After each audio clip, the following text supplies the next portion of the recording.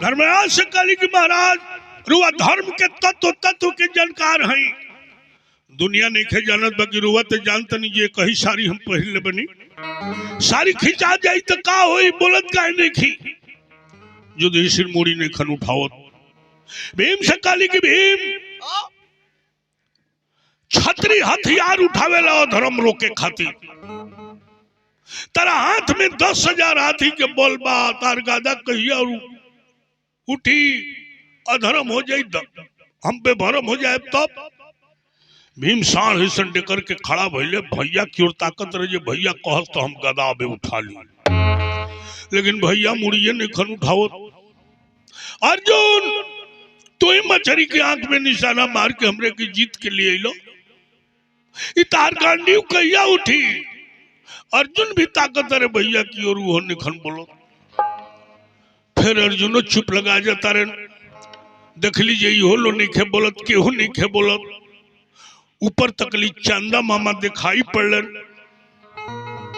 कृष्ण भगवान याद पड़ गए कहली कि चंदा रे मेरे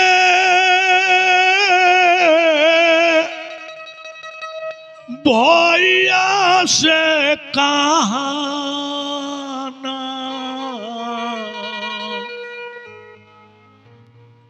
बहाना याद करे। हे चंदा तनी द्वारकापुरी में जाके हमरे भैया कृष्ण से कह दी हो कि बहना पर विपद पड़ गई बा ना जेब तो भरोसा में लीने हो जाए। फिर सोचली कि जाए जाए तले पापी हमर सारी खींच दी। भगवान कृष्ण के चरण कमल में ध्यान लगा देली दादा के भरोसा छोड़ देली पांचों पति के भरोसा छोड़ देली अपनो भरोसा छोड़ के सारी जौन धैले रही तौन छोड़ देली। अब कृष्ण के चरण कमल में ध्यान लगा के कहली कि अब इज्जत तुम्हारे हाथ में बा भैया।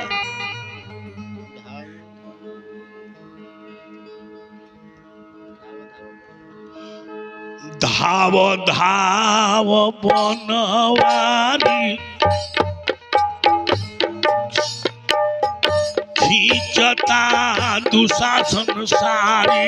धाव धाव बनवारी खींचता दुशासन सारी। सभावा में हो जाए उघारी हो मुरारी जी।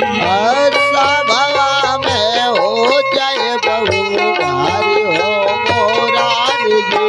अरे सभावा में हो जाए उघारी हो मुरारी जी।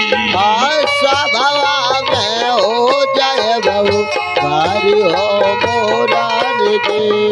धर्म राजा यज्ञकारी राजा के वचन नटारी। धर्म राजा यज्ञकारी राजा के वचन नटारी। धर्म राजा यज्ञकारी राजा के वचन नटारी। धर्म राजा यज्ञकारी राजा के वचन नटारी। शकुनी जुआरी रतियाचारी हो मुरारी जी। शकुनी जुआरी रतियाचारी हो मुरारी जी। अरे शकुनी जुआरी रतियाचारी हो मुरारी जी। शकुनी जुआरी रतियाचारी हो मुरारी जी। पांचों भाई कोइले हारी बैठल बारे मुड़ी गारी। पांचों भाई कोइले हारी बैठल बारे मुड़ी गारी। पांचों भाई कोइले हारी बैठल बारे मुड़ी गारी। पांचों भाई कोइले हारी बैठल बारे मुड़ी गारी।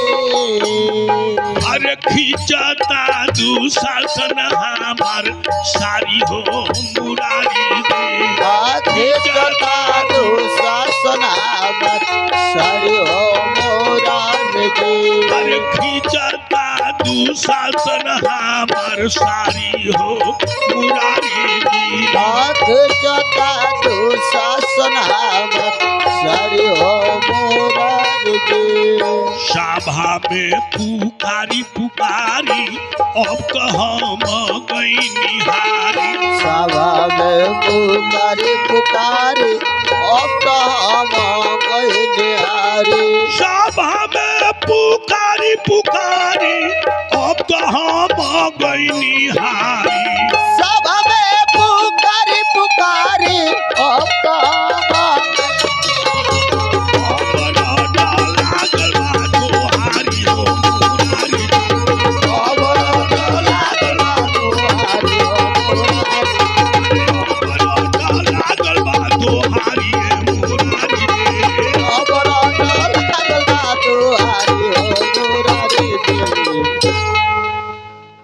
दुर्जन दुशासन दुकुल गहो दीनानाथ दिन हो के दुर्पद दुलारियों पुकारी है कि आपनो सबल छाड़ी खाड़ो पति पारथ सो भीम महाभीम गिरवा नीचे कर डारो है अंबर ले अंबर पहाड़ किनो शेष कवि भीषम करण दोरन सभी यो विचारी है कि सारी मध्य नारी है कि नारी मध्य सारी है कि सारी ही की नारी है कि नारी ही की सारी है।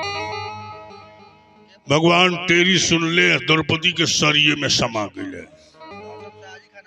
10,000 हाथी के जोड़ लेके दुशासन सारी खींचता खिंचैला सारी के काला में द्रौपदी तो पा गई पहाड़ ऐसन खिंचैला सारी के ढेरी लाग गई लेकिन 5 गज के साड़ी अभी द्रौपदी के डांर से उड़ाइल लिखे बड़े बड़े विद्वान लोग मन में विचार करता कि साड़िये से औरत के देह बनल बा